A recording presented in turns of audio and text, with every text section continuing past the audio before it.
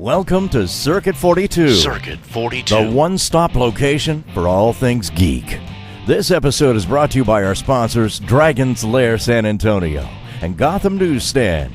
Sit back, relax, and most importantly, enjoy another episode of Circuit 42. Circuit 42. Hello, everybody, and welcome to the newest episode of Geeks4Comics. I am Ian, professional awesome person at large, and I am here with special guest, Dani Smith. She's freaking awesome. Greetings and salutations. So Dani, for those like 5 people on the internet who don't know who you are you, and what do you do? My name is Dani Smith, and I am kind of a Juliet of all trades, I guess you could say. I'm an artist, I'm an illustrator, I'm a writer. I'm primarily known for doing independent comics. The series that I'm probably best known for is called Black Dog and Rebel Rose, which is a comic series and actually a prose novel series as well that follows the adventures of 2 supernatural hunters. One is half demon and the other is half angel. It's kind of a combination of horror, dark fantasy, paranormal, with just a little bit of romance thrown in without it being hopefully too cheesebag. On top of that, I also do illustration for, clothing companies, apparel, merchandise, things like that. And I also write. So I write novels and I write screenplays. So again, I kind of do a little bit of everything. So if you were to pick one area of all the things that you've done, what would, if you had to pick that one and just do that one thing, which one would it be? It would... If I could pick just one, to be truthful, it would be illustrated prose novels. So actually writing novels the traditional way and then illustrating them. Comics would be a definite close second, only because occasionally for me sequential art does become a little bit, how can I say, it gets a little old after a while. However, the fans love it so much that makes it worth it. And what is it what made you want to start doing illustration? I've been an artist pretty much, according to my mother, since I was about 18 months old. Pretty much the split second I picked up a pencil or crayon, I started drawing. It was apparently very natural for me. I look back at my old illustrations and I go, wow, who knew that I was actually going to be good at this? But, I guess I turned out to be okay. I did illustration and art throughout high school. I'm primarily self-taught. I did not actually go to college for this. I did dabble a little bit, took a couple of classes, but in the end I ended up mostly being self-taught. And about 5 years or so ago, it became a strong suggestion from a lot of colleagues and friends in the fine art scene, actually, because at that time I was making kind of a lame attempt to be a fine artist, which probably was a waste of my time. They said, hey, why don't you get into comics? And so I sat down, spent about 2 years really, really honing my skills, a lot of tears, a lot of blood, a lot of sweat, got my first comic book out. I think it was 3 years ago as of now, and I've never looked back. That first comic book in digital format outsold select issues of titles like Hellboy, Last Airbender, Buffy the Vampire Slayer. From there on out, I gained the confidence, I guess you could say, to really get into doing comic illustration as a full-time job. And on top of that, I also love doing book covers and interior standard book illustration. But it's really become my passion. And who are some of the influences on your artwork, like outside and inside of comic books? Most of my influences are actually outside of comics, probably coming from my fine art background. I love Luis Royo. I'm a huge fan of erotic art, especially erotic fantasy art. So I love Luis Royo. I love Gerald Brom. I love Geiger. Another big influence on me in comics would be James O'Barr, who created The Crow. I was reading his work when I was about 12, 13 years old, much to my parents' horror. Pretty adult for that age, I guess, but huge influence. And at around the same time, I also really got into Wendy Peeney's work. She did ElfQuest. So some people have actually told me that my work now looks like a cross between James O'Barr and Wendy Peeney, and then something they can't define. And that, to me, that makes total sense, because those two are definitely, probably in comics, my biggest influence. My idol in comics as of right now is Fiona Staples, who's working on Saga, and I absolutely adore her work. So I'd say probably those names are the biggest influence at this point in time. Speaking of Fiona Staples, have you started reading Archie yet? I have not gotten a chance to, only because I'm so busy that I can't sit down and read anything right now. Yeah, But I love that. I'm a huge Mark Waid fan in particular, and because the only thing that I hadn't read Archie since I was a little kid. Yeah. And so when I heard about Afterlife with Archie, I'm like, oh, this is cool. Oh, regular Archie book? What will that be like? And it's like, holy shit, Mark Waid and Fiona Staples are doing an Archie comic. Yeah, and I haven't gotten to see a lot of the interior of that version of it yet. However, I did see some of Fiona's pinup illustrations. She did this awesome one which had a couple of the female Archie characters as mermaids, and I just about went nuts. It looks awesome. So yeah, I'm definitely looking forward to catching that as soon as I have the time to do it. Oh, and speaking of pinup artists, you heard about who's doing Betty and Veronica, right? I have not, actually. Adam Hughes. Nice! The guy who never draws interiors. He's writing and drawing Betty and Veronica. Writing and drawing, well, I wish him the best, because when you're writing and drawing, man, after a while you just want to, crawl into bed and not come out. Yeah, he actually did one of my favorite, underrated comics. He did the Superman Gen 13. Yes. Yeah. Yes. So freaking good. So good.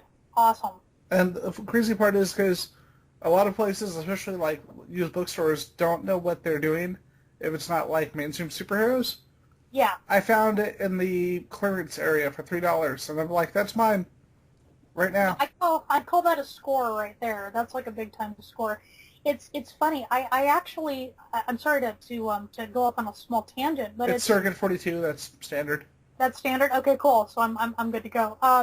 I actually prefer independent comics to mainstream, and I know somebody's probably going to throw a brick at my head for saying that. I probably shouldn't go out of my house now, but I really do prefer indie comics. So it's kind of nice when the sellers, so to speak, don't necessarily have the same appreciation. So those of us who really are into kind of the lesser known titles might, be able to luck out on that. One of the things I love is when you get the mainstream creators that actually surprise you. Mainstream publishers that really surprise you and kind of reach out for the independent talent. Exactly. Nowadays, that's not as much of a surprise because, when you look at something like Silver Surfer, you got Mike Allred drawing Silver Surfer. Yeah. And you have, Matt Fraction, who really, while he had done Casanova, he really blew up with Hawkeye. Yeah.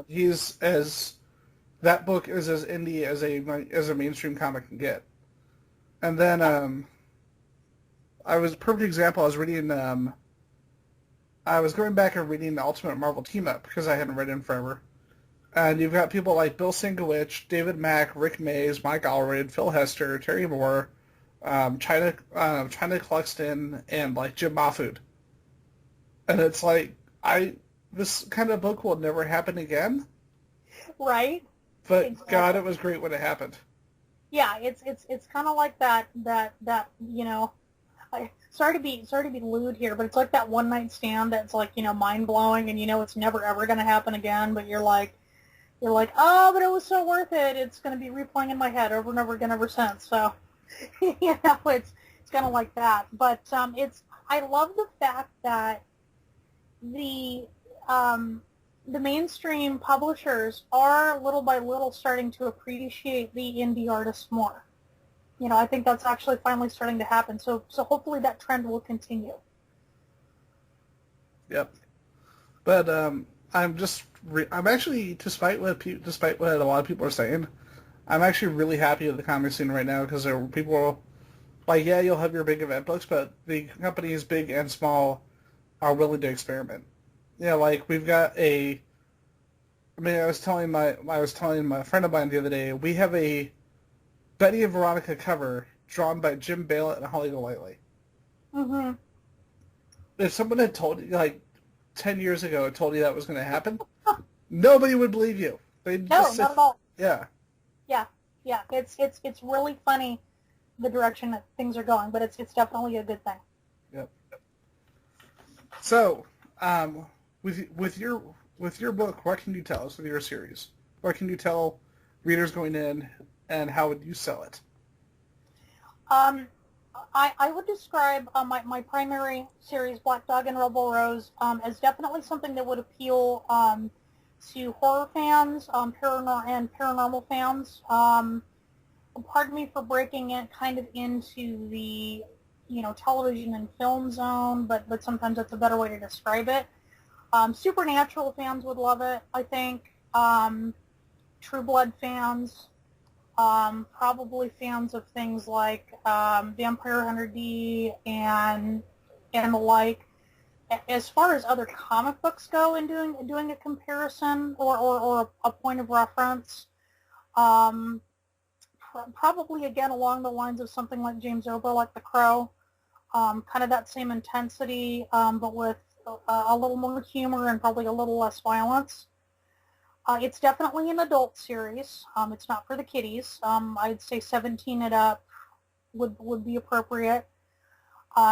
In a nutshell, the storyline follows OSKRIKER, who is a half demon, half human. His mom was a stripper, and his dad was a soul collector. And it starts out with him riding into an abandoned town to go on a vampire hunt. He's been hunting things that go bump in the night pretty much his whole life.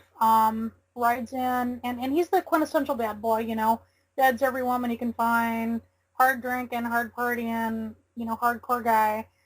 And when he rides into this abandoned town called Paradise Hill, he literally runs into this other hunter who just happens to be a woman by the name of Rose, and she just so happens to also be a half angel.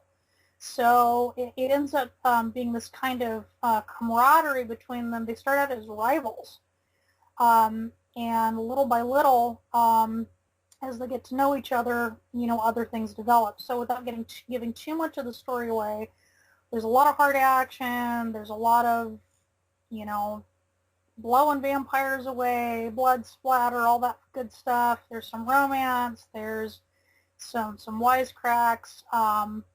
So in a nutshell, that's pretty much what the story is. It is going to be an ongoing series of comics and novels.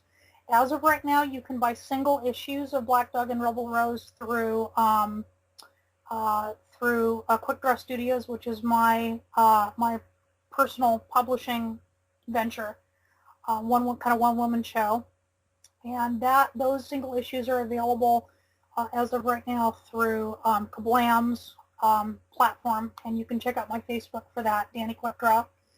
And you can also buy the actual illustrated novels pretty much everywhere. The paperbacks are available through Amazon, Barnes & Noble, Book Depository. They're available worldwide through major distribution.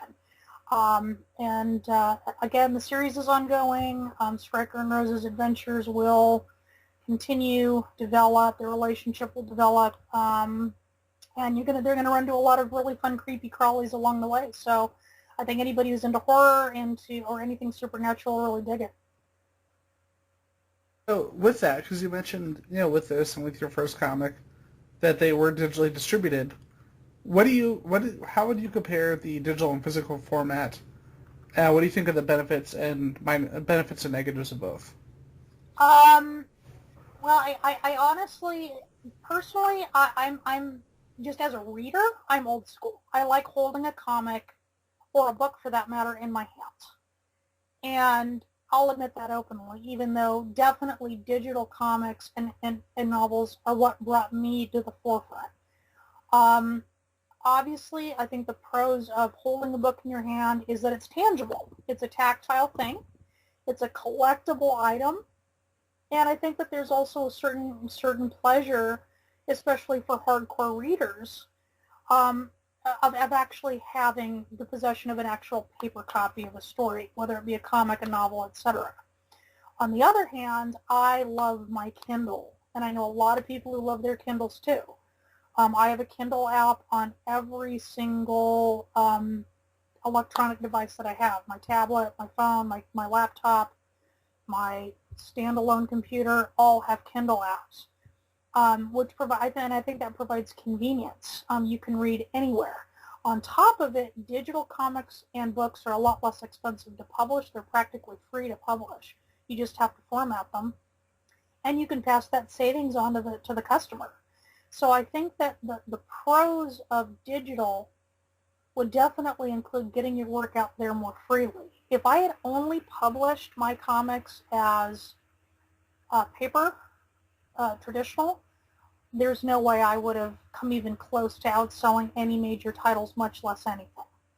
You know, those numbers are still pretty low. I think that digital comics definitely are growing, and they're going to continue to grow, especially with the new technology coming out. For example, there's one company owned by Amazon that actually has developed a way to read comics digitally, where you actually have an interactive experience where you can zoom on panels.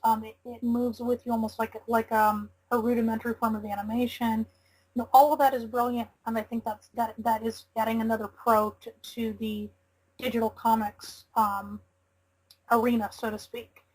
But you know, again, holding books in your hand, there's nothing like it, and I've had a lot of fans tell me, I'll wait for the paperback or I'll wait for the print edition. So I think that there's pros and cons to both.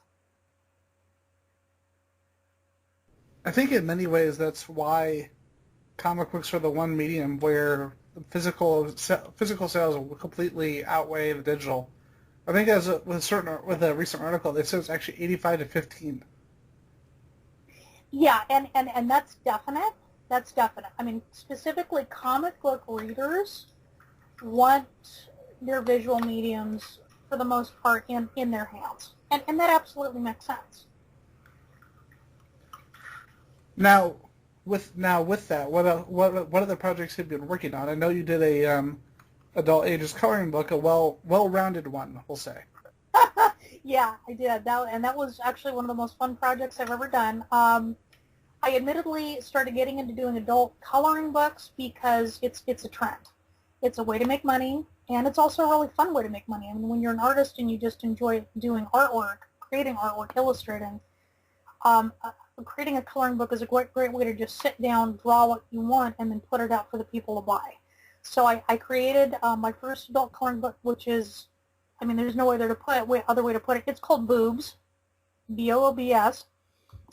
It is available through Amazon exclusively, and it basically is exactly what it sounds like. It's about 20 fully rendered black and white illustrations of very, very beautiful women, all different types of women, all different sizes and shapes, and they are showing off their assets in a healthy and very lovely way, and people have, in a nutshell, kind of gone crazy over it, both in a good way and a bad way. The book is a little bit difficult to find on Amazon because Amazon did hide the link. It's difficult to search for it, unfortunately, right now. So if people want to find it, they'll probably want to go to my Facebook page, Dani Quickdraw, and I will have the link up there so they can go straight to the book. But those who have purchased it have really enjoyed it, and I'm getting ready to actually put out a second book titled Merfolk. So it's all going to be mermaids and merfolk, sea spirits, etc. That one's actually going to be teen to all ages, so no nudity. But it's definitely a very, very fun niche to get into when you're an illustrator. So with the adult coloring books, why do you think that they're so popular right now? What I've found in talking to my fans and my customers, as far as specifically those go, is that coloring for adults has really become a form of art therapy. It's a great way to de-stress. It's a great way to deal with, going through the 9-to-5 grind, which we've all done and some of us continue to do. And it's a great way for people who don't feel that they're skilled in a creative way to be creative. It boosts confidence. And, I think that I think that that's nothing but positive, and I'm really happy that not just for myself, but for people discovering it. I think that's a really, really positive thing, and I'm glad that it's continuing to grow. And it allows us the greatest book of all time, Thrill Murray, the Bill Murray adult coloring book. Heck yes! Woo! And for those who don't believe us, this is a real thing. And they've got coloring pages from Ghostbusters, Lost in Translation, Moonrise Kingdom, and of course on the cover, I feel so bad, Life Aquatic. And it's amazing. And also the Donald Trump coloring book, which is much like Donald Trump, is unironically disturbing. Yes, and I'm sure the coloring book is that as well. I was unaware that there was a Donald Trump coloring book. I might have to go out and score that for posterity to show future generations. But it's definitely fun. It reminds me of when IDW, because I love IDW, but they'll jump on a trend if they can. Oh yeah. And I remember they had the presidential election comics, where there were biographies of John McCain and Barack Obama. And I hate to say it because I'm very much a liberal, but between the two of them, John McCain definitely had the more interesting comic book. Because it's like, I stood there and talked about things for like 5 years. And then McCain's like, I fought all the wars. And it was crazy. Exactly. You can't fault the guy that, I guess. And they even said, we're not being politically biased. This is just what happened. Yeah, and you can't go wrong with that. Yeah, IDW is really great. I actually took my son to their Teenage Mutant Ninja Turtle exhibition here in San Diego. We have the comic book. We actually have the comic book art museum here. Lucky buck. Yeah, I know. Yeah, that's comic book artist in San Diego. You can't go wrong. And I took my son over there, and they just had some great stuff. So definitely one of the better publishers out there. So, what other projects do you have coming out that we haven't got to talk about already? I actually have 2 more comic projects that are in the works. Little by little, moving on those. The first one is called Shield City. It's a new concept that I have. Again, supernatural horror. It's a little bit more. It's a little bit harder than Black Dog and Rebel Rose, if anybody could actually picture that. And it involves basically an alternate reality where all kinds of fantasy and horror creatures have come together to live in this kind of grungy city called Shield City. Everything from fairies to fauns to merfolk to demons, angels, Cthulhu creatures, Lovecraft-inspired creatures, everything you can imagine, all living kind of in this weird world. And it basically, in a nutshell, it follows a kind of a Sons of Anarchy type plotline, but with supernatural creatures. So that's going to be really fun. There is a Shield City fan page, so just type in SHEOL City on Facebook, and you should be able to find it. Another project I'm working on that I'm really excited about. It's actually my first strictly writing project. I'm working with a really awesome artist by the name of Alex Julian. You can find him on Facebook under Alex Physics. He and I have been colleagues and good friends for a really long time, and finally we're able to work on a project together. So we're working on a project called Asylum, which is primarily Alex's creation, but I'm adding kind of my own little thing in there. It's about teenagers and young adults that are in an insane asylum for a variety of horrific crimes, what have you, and there are monstrosities and other things there in the asylum with them, and that's also going to be another a pretty dark series. But we do have a page called Asylum Files set up that people can search on Facebook, and so I'm pretty excited about that. So those are kind of the 2 big newer projects coming up that I have going on, in addition to continuing the Black Dog and Rebel Rose series story. Awesome. So pretty much you have a very, very full plate. Yeah, so full that sometimes it tips and falls over. some of my commission clients know, but the nice thing is people are nice to me, so it's like, give me a little bit extra time on this, but it's worth it. It's definitely worth it. Between that and chasing my 4-year-old son around, it's kind of like, when do I have time to sleep? But I manage. Sleep is for the weak. It is. I'll sleep when I'm dead. All right, so with that, where can people find you on this wonderful, wonderful place called the Internet? First place to look is going to be Facebook. You can look me up under facebook.com/Dani Smith Comics Creator. That's my personal profile. And I have a variety of fan pages.